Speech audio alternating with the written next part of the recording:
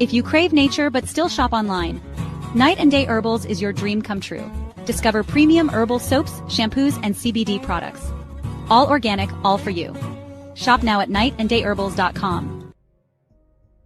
All right, y'all. We are back for part 3 of the testimony of Willian Sascha Riley, who is an alleged victim of, Epstein and Trump.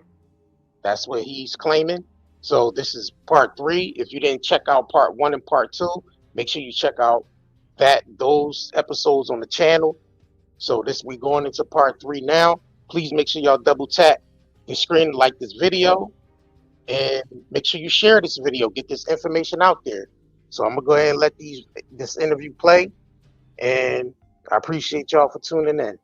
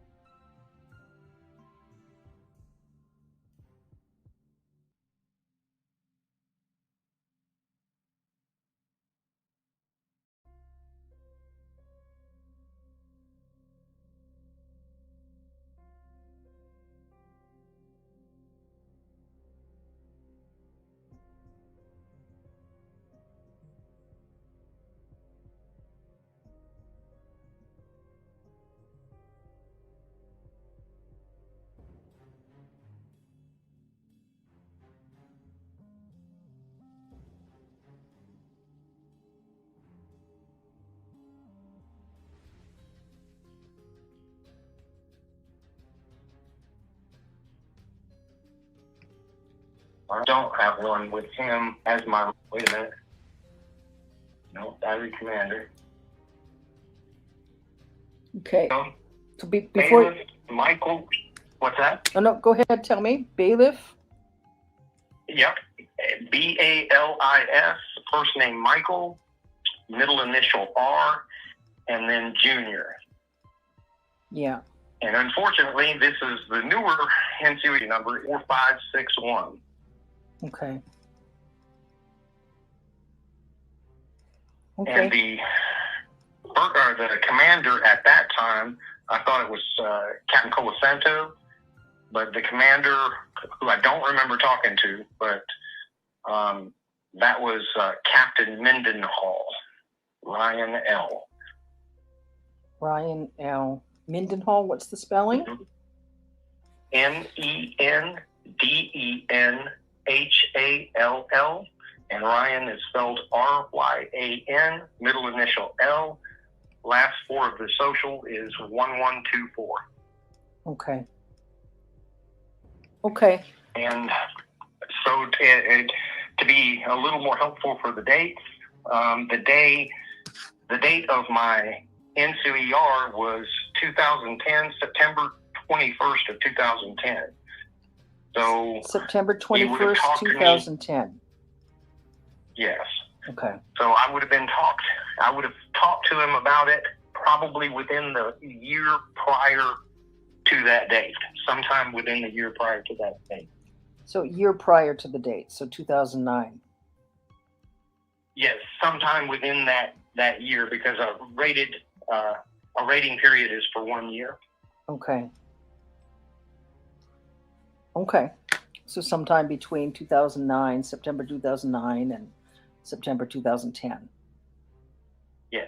Okay. Okay. Okay. So in terms of what I was going to record, in terms of what we can look at as another audio file, what I just recorded now, I'll just we'll start the sort of like in terms of witness testimony right here, because I just want to be careful about what we publish about those individuals right now, because we want to see about talking to them. Right. So, Right. Yeah. So, today is July 19th, 2025.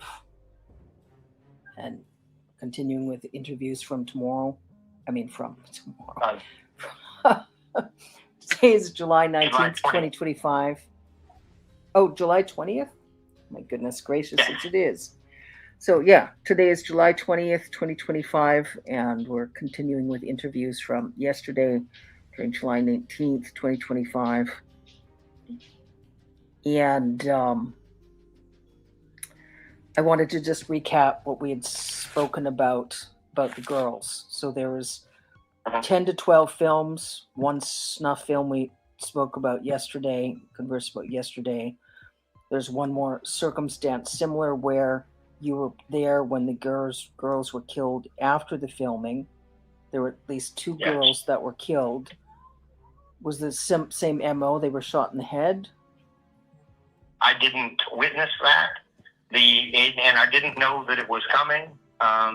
We completed filming.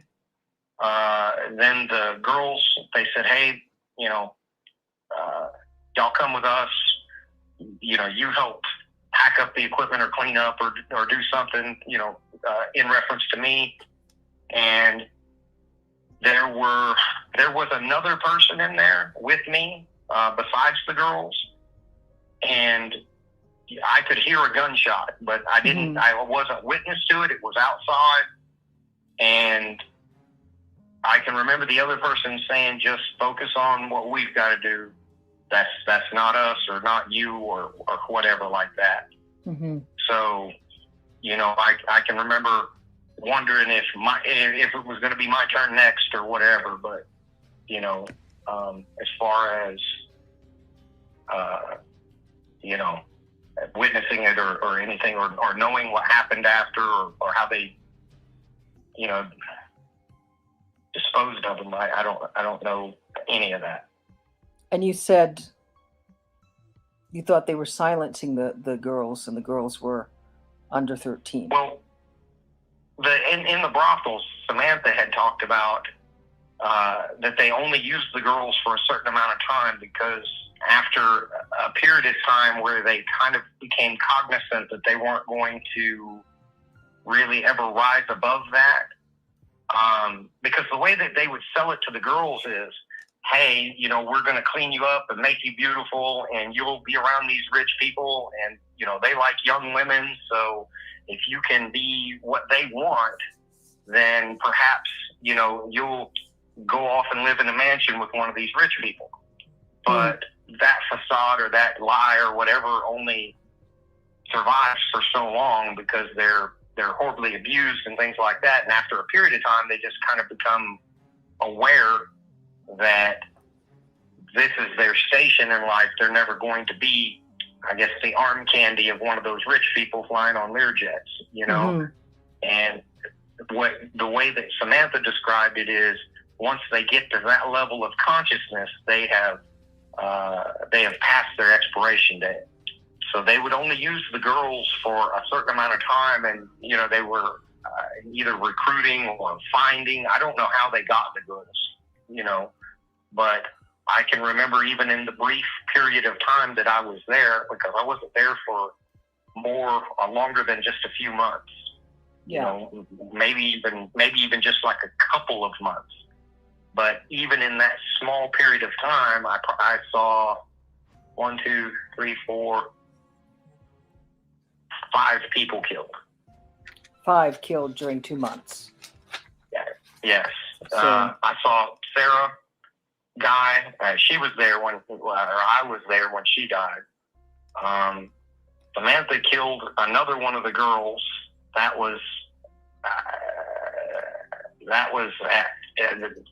I think she just killed her because she kept causing problems, to be honest with you.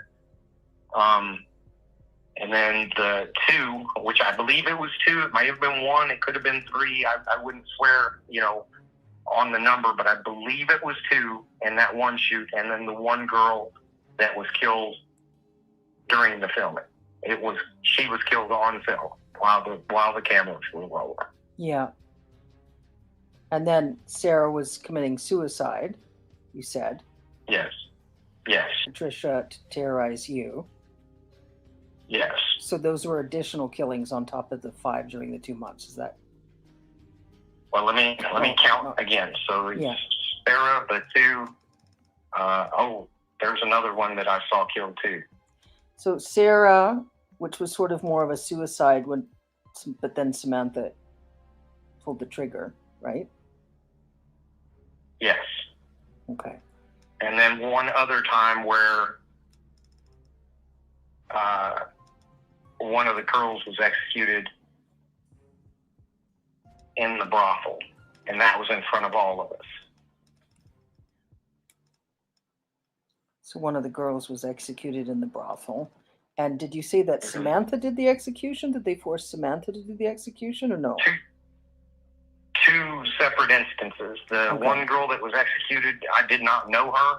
I don't know if I'd ever even hardly spoken to her, but she was killed as some sort of retaliation. Somebody was beating Samantha, and I got involved in it. And again, it was one of those people that you couldn't touch. So they came and they didn't kill me. They didn't kill Samantha. They just killed this other girl. And I don't even think she had anything to do with it. So and was that the one in the brothel? That was one of the ones in the brothel, yes. And then Samantha killed this other girl just because she had beat up one of the other girls, and she kept stealing stuff, and she kept like trying to cause problems with the people running it. And she murdered her. Okay. So that was even separate of all of that. So, and I know I'm thinking of more and more. Yeah, I suspect you'll think of a lot more. All of these things are kind of compartmentalized a little bit. So I'm thinking, okay, this happened. Yeah, it's okay. Well, I understand. There's a lot. You've been through a lot, and you're trying to diligently remember, and remembering. You'll probably remember a lot more, and how I'm making sure is comfortable.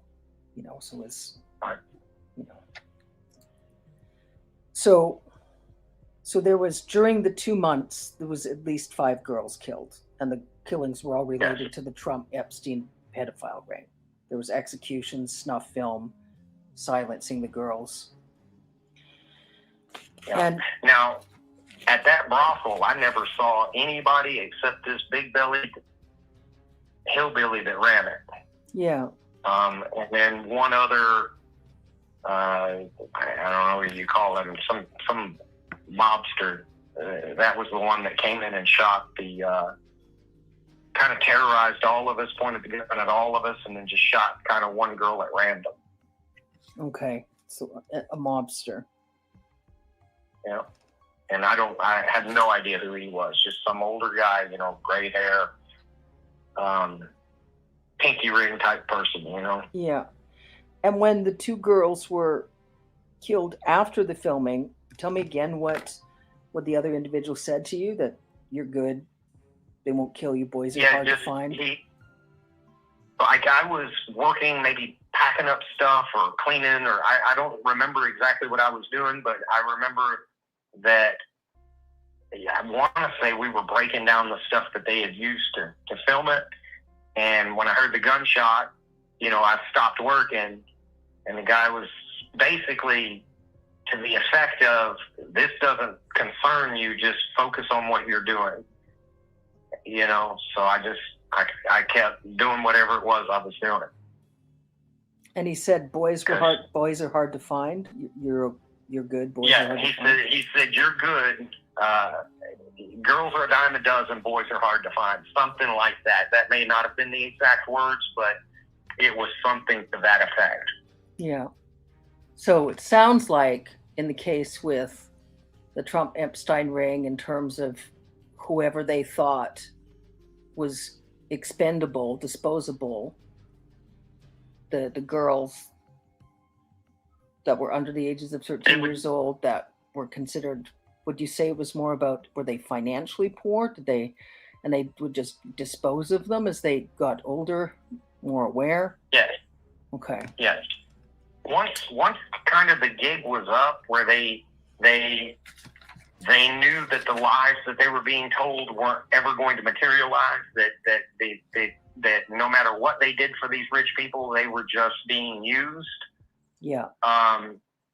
They didn't want them around to kind of spoil the ones that still believed in the narrative, because the structure of that was to try to get the girls to be enthusiastic, willing participants, you know, for these rich people. And once they had reached a certain level of trauma, then they just kind of had no use for them. Okay. So from your experience, all the girls that you were exposed to during those particular 2 months, they all died. Yes. Yeah. All of the ones that I made any kind of a closer connection with, they all died. Now, I may have had, there's not even any may to it. I had connections with more people that I don't have, didn't make as much of a concrete memory with, and I couldn't tell you what transpired after, you know, the 2 months that I was there, or if some of them made it, or, you know, ran away or escaped, or I have no idea what happened to the rest. And was but that there were always specifically that was specifically when you were at the brothel during those 2 months? Yes. Okay. And when you first met Trump, you were about 8 or 9, and then the last incident with Trump, you said, was when you were 12 or 13. That's correct? As far as I know, I wouldn't swear. It could have been a more compressed time frame, say 9 to just 11. But within those years are all that I remember, around 8 to probably 12 or 13. Yeah. But there's a chance that it ended even before the 13-year mark. But it would definitely be within that time period.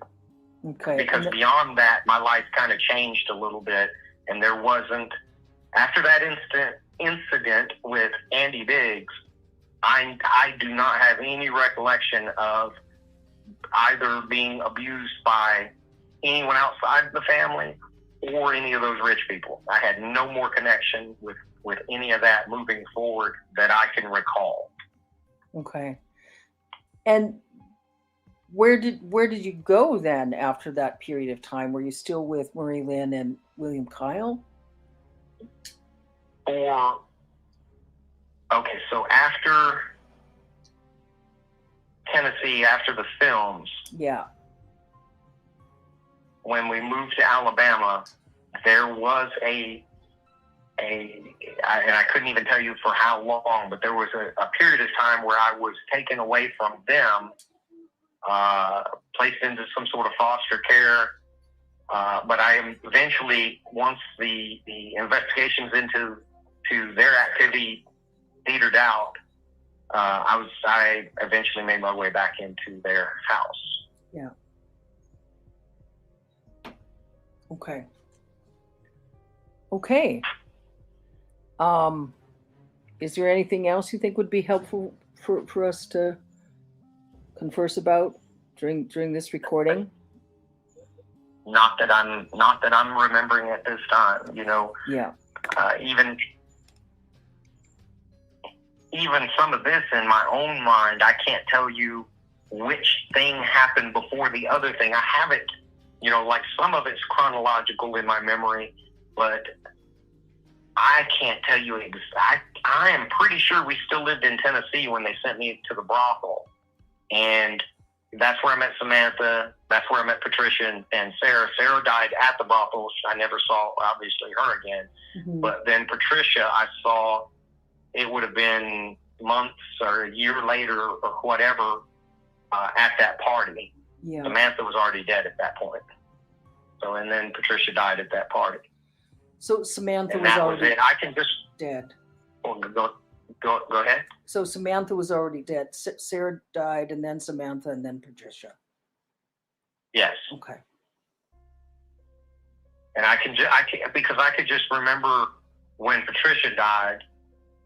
It kind of changed something inside of me, and in that in my mind, I had just kind of lost my only friend, or my last remaining friend, and in my reasoning, there's no one left but me, meaning that the next person they're going to kill is me. Yeah.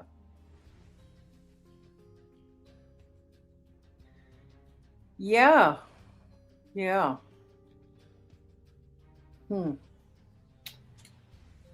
There's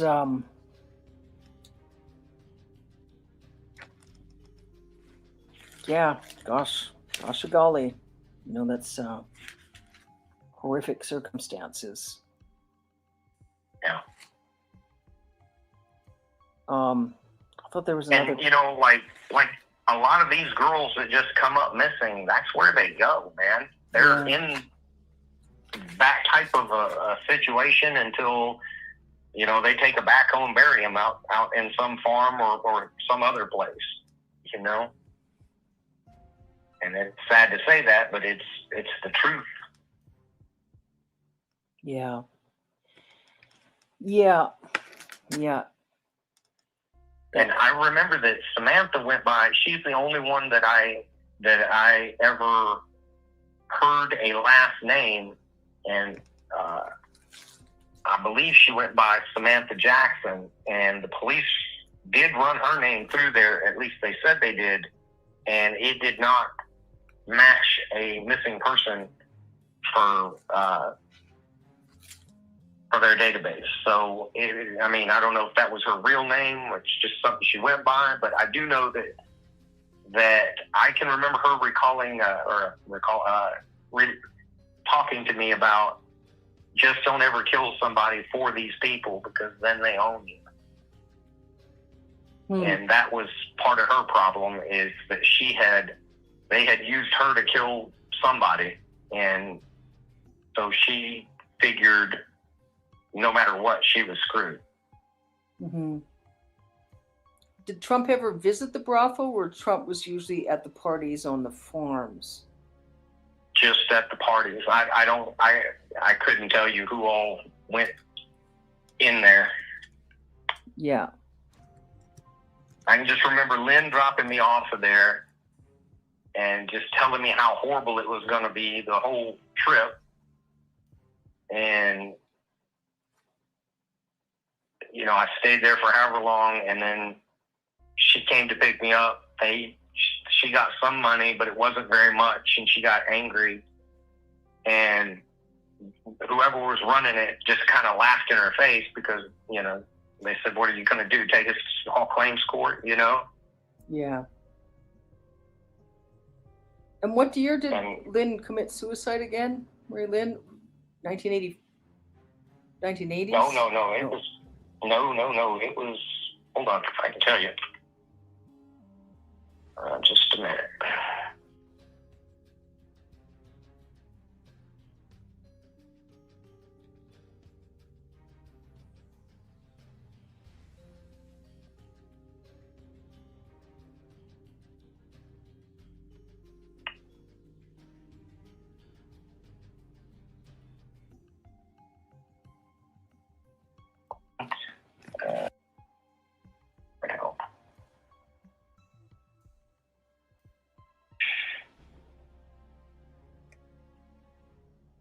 So recent, that's right, it was recent.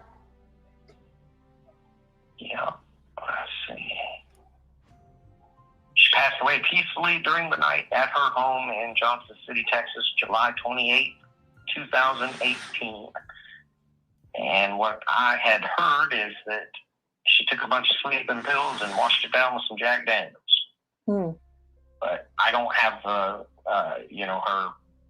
autopsy report or anything like that. But here, I'll send you her picture as well. Sure. I saw William Kyle's Facebook profile post a lot of pictures of cruise ship travel.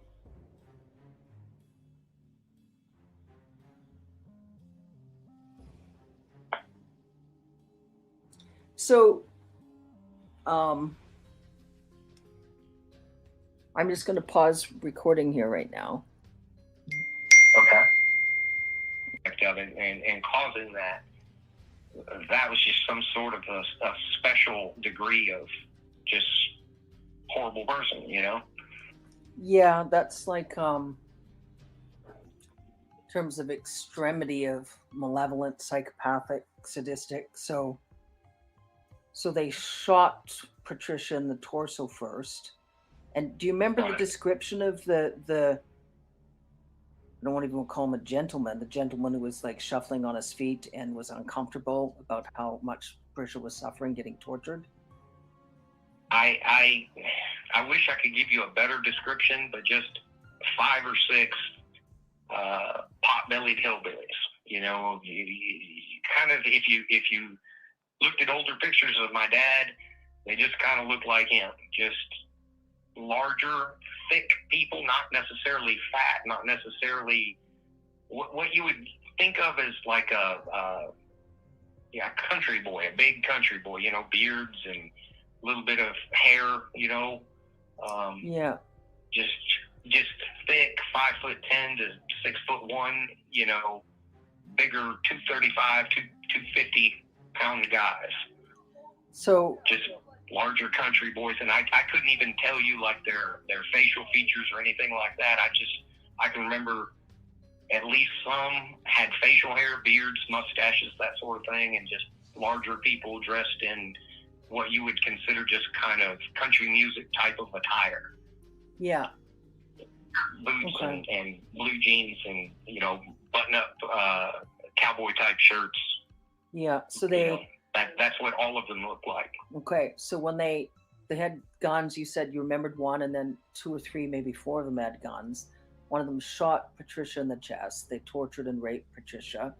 The one hillbilly was uncomfortable and said just end it to kill Patricia. But how long did they continue torturing Patricia before they shot Patricia in the head? If I had to guess, I'd say probably in the realm of 30 minutes or so. 30 minutes. I can remember that one or more of them raped her. Not everybody wanted to participate in that. And then the one guy just seemed, of those people, only one person really seemed exceptionally uncomfortable about the whole thing and didn't want to be there. Yeah.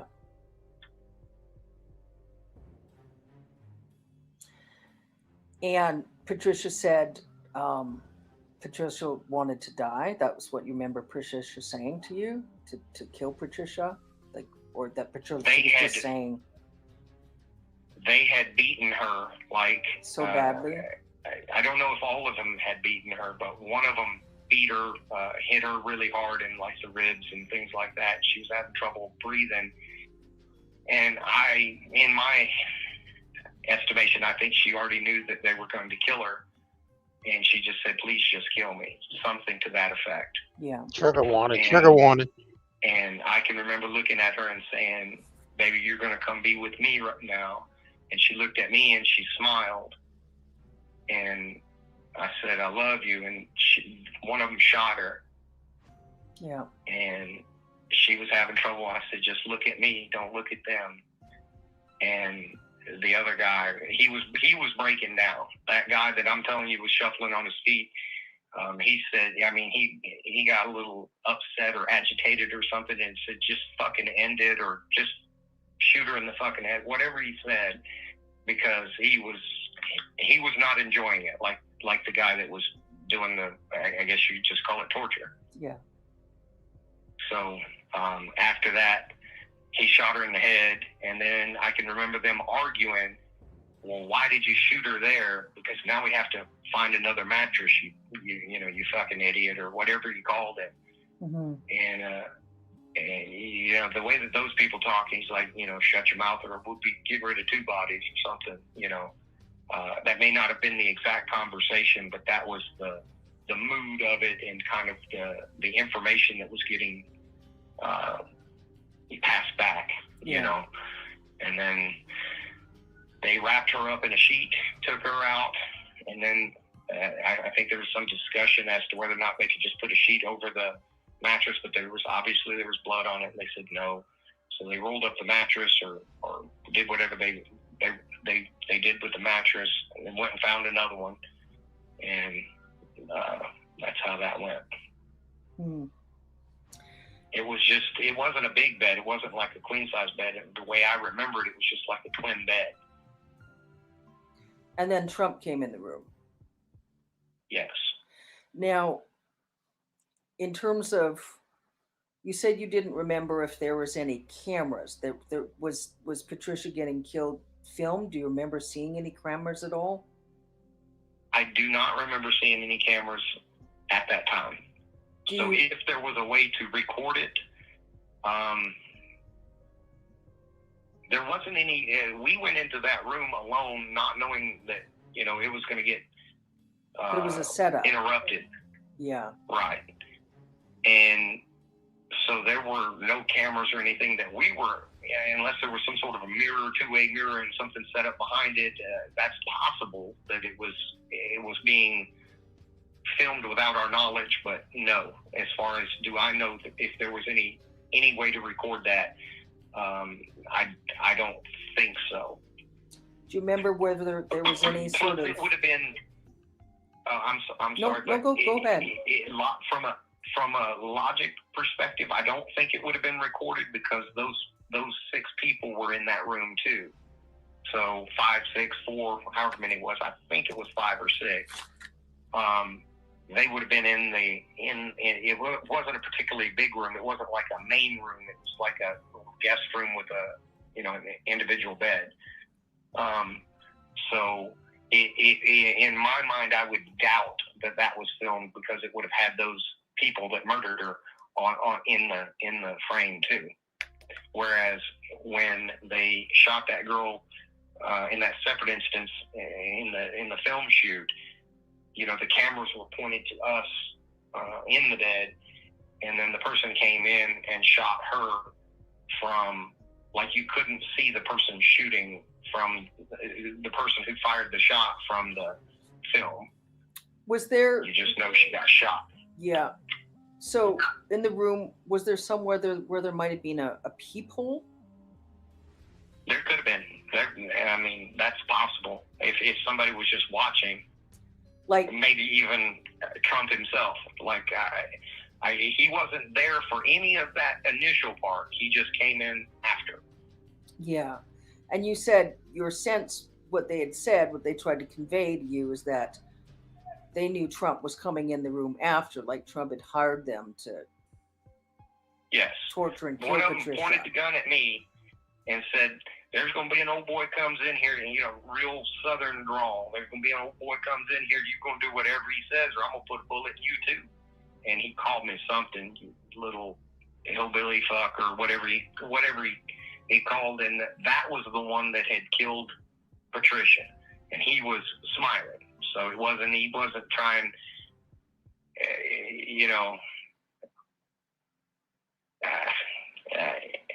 I just remember how much pleasure he took in the kind of the horror of the situation. Yeah. Well, I'm trying to just get a sense in terms of, because it seems obviously that obviously they knew about Trump, that Trump wouldn't just like stand in the hallway and cool his heels.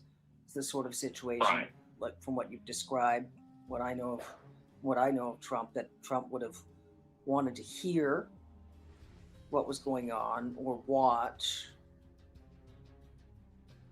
That's possible. I can't remember the exact layout of the room. Or that Trump just wanted, or Trump just wanted you terrorized when Trump came into the room later.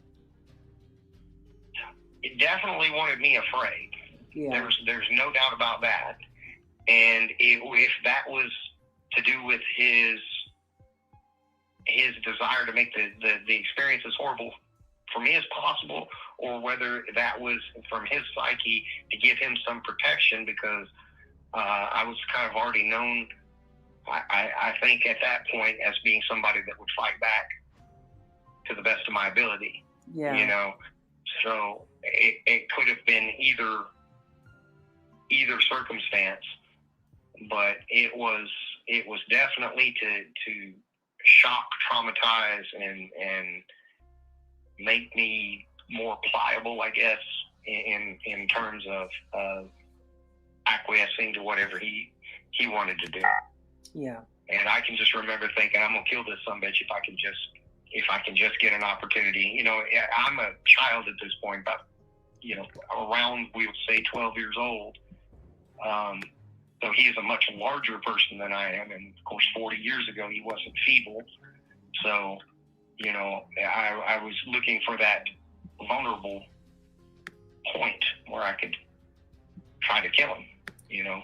Well, that's understandable context. You know, there's a lot of, you know, policy, legislation, law per country where, you know, that's a situation, extreme circumstances when you're acting in self-defense. You have no idea at that point whether they might just come in and kill you right after. They'd said if you didn't do what they called Trump an old boy, what the old boy wanted, that they'd shoot you in the head as well. Yeah. Yeah, they never said his name, I can tell you that, but I recognized him. And then I didn't see him until a number of years later on Lifestyles of the Rich and Famous. I don't know if you remember that, with Robin Leach. Oh, yeah. But I saw Trump on one of those episodes, and I knew that was him. Yeah. So at that time, I did not know that this is Donald Trump. It's just that later when I saw him on the Lifestyles of the Rich and Famous, and I said, well, I know that rich asshole. You know, because in my mind, even as a child, you know, they present on TV, you know, these rich people being, you know, something that you want to be. But from my experience, human beings on planet Earth. Yeah. Well, you know, there are folks that are financially wealthy that aren't as utterly horrifyingly malevolent. You sure? Right. You sure? My adult me knows that, but there are a lot. There's obviously a lot. You encountered the worst of the worst, without question. I am hopeful, though, that they have already made one connection, and if they do any more digging, all they're going to do is find more connections. Yeah. Because my dad has been involved in that sort of activity since at least 1980, you know, at least, and probably even a few years before that. Yeah. So we're talking 45 years, and those paths are going to cross, you know. I know that they're looking for specific intersections between him and Epstein, which I know exist. Yeah. But he's also going to intersect with many other people that were involved in all of that stuff. Yeah. He was kind of just one of those, being a pilot and being a former guy that could handle himself and having his, I'm pretty sure, private investigator's license, and just thinking from my standpoint, what that gives you the right to do, like you said, to initiate investigations, look into databases, also carry a sidearm. Yeah. So all of those things together, it definitely paints definitely paints a picture.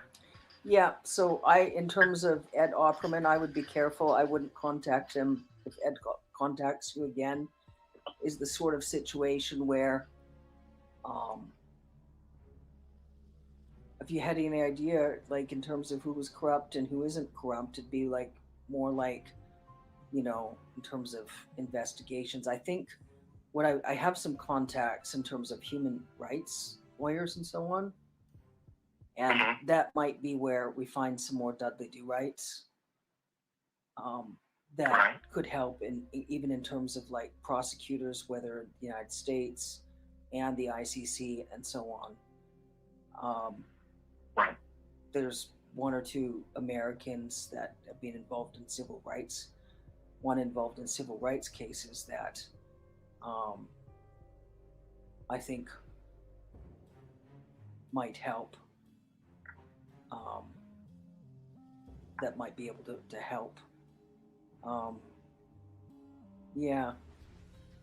So, okay, day by day. Once I'll get sort of a preliminary list during the next couple of days, and I'll get the audio files. I'll look at them, get them sorted, look at getting them uploaded onto a Proton drive, and just sort of simmer with things. We can sort of go through the list. I want to just sort of go conversation by conversation in terms of folks I'm waiting for callbacks from, some that might have suggestions in terms of prosecutors here in Canada. And then I just want to make sure, in terms of careful contacts with, I don't want to waste time talking to Americans that, I don't want to waste time speaking to Americans that say they're going to behave helpful and that don't help. It's not right, you know. Right. So, and I want to be extremely careful in terms of Americans, just, you know, because of the circumstances.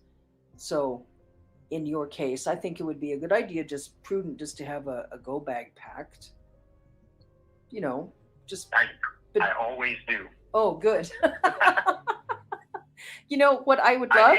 If you would send me a text or something just with what you generally have in your go bag, just as, because that's helpful for me to have a look at, just in terms of, you know, earthquake preparedness and so on and stuff. I'd love to have a look at what you have.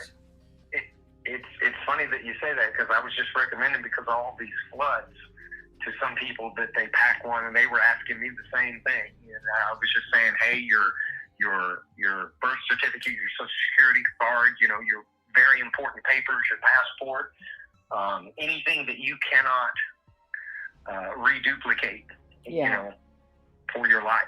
And then, you know, like clothes and stuff like that aren't necessarily that important. You can leave with the clothes on your back and still rebuild. Money, jewelry, a firearm if you have one. Yeah. But that's kind of it. I don't have anything sentimental or anything like that. It's just the thing. As a matter of fact, it's on my bed right now. That's where I got my paperwork for my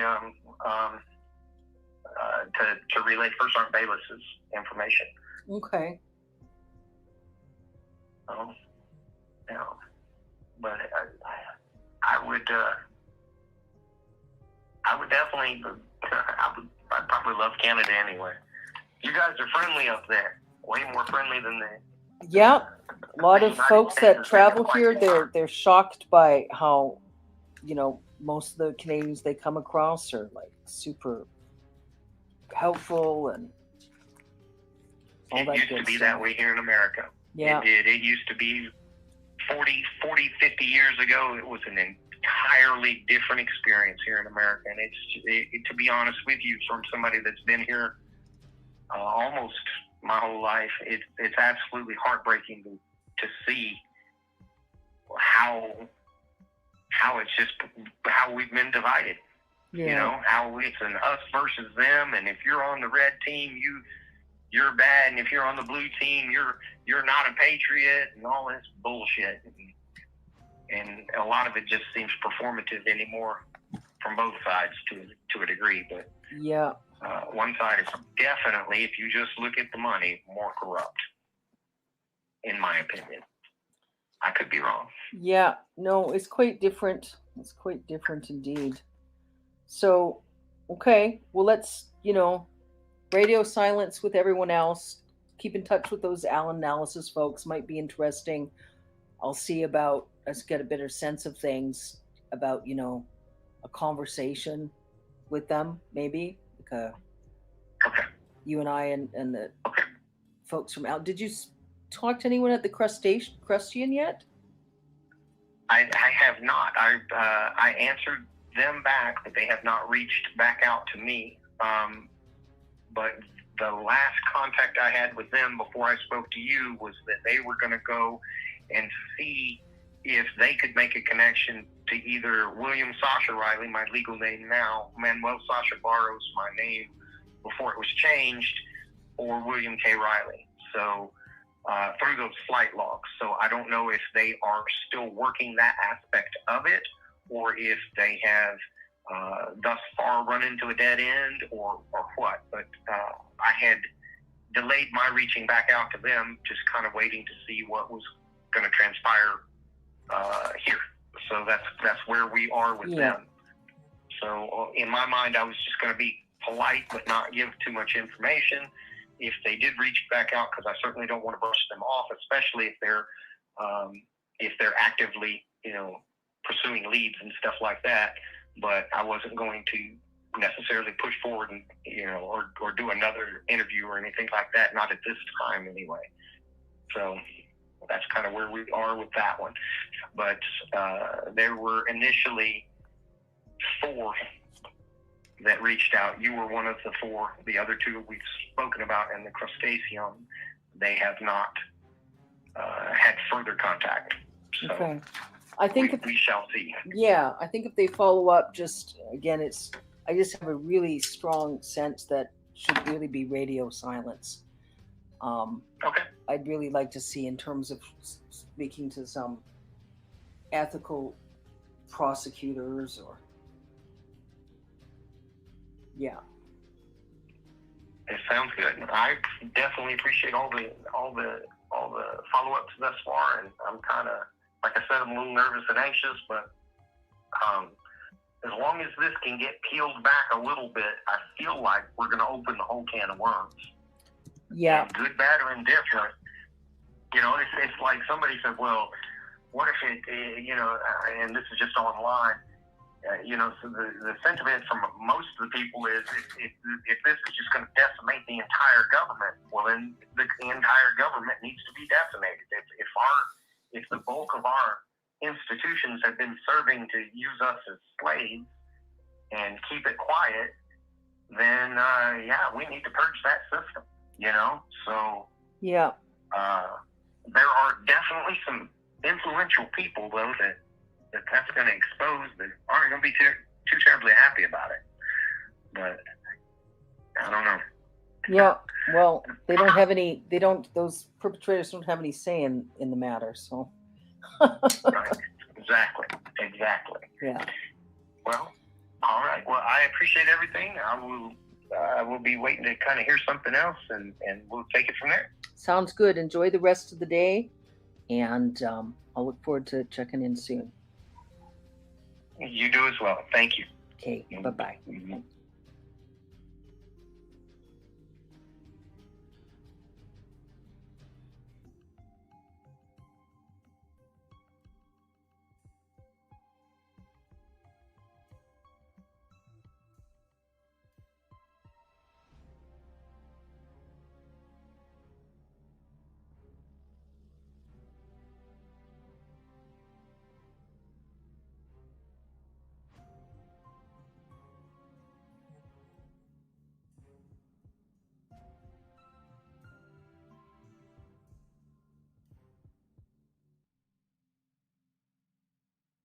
If you crave nature but still shop online, Night and Day Herbals is your dream come true.